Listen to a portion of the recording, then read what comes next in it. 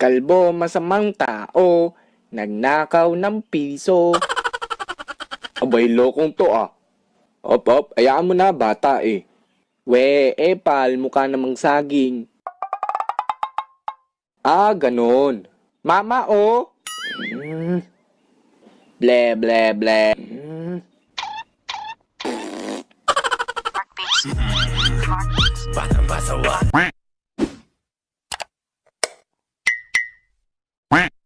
Iba't ibang uri ng batang pasaway.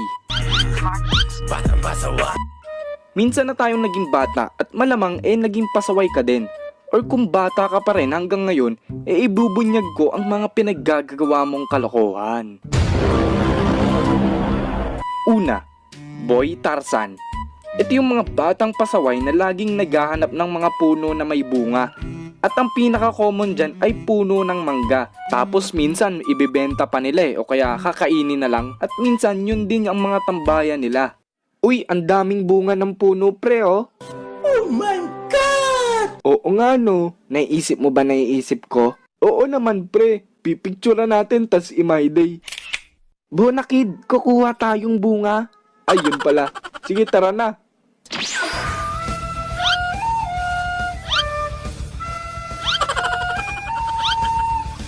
A few minutes later. Wow! Ang dami nating nakuha.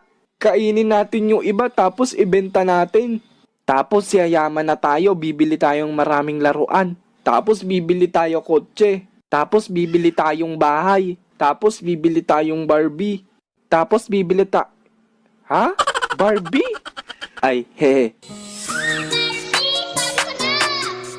Pangalawa, boy scammer. Ito yung mga pasaway na bata na uutusan silang bumili ng toyo, suka, bawang o ano pa man pang niluto yan.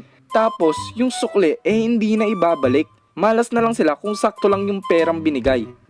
Anak, bumili ka doon ng toyo, yung maasim. Sige ma, akin na pera. Ibalik mo yung sukli niya na ha? Oo naman. Pabili, toyong maasim. Ilan? Isa lang po. Ay, kulang ka pa ng piso.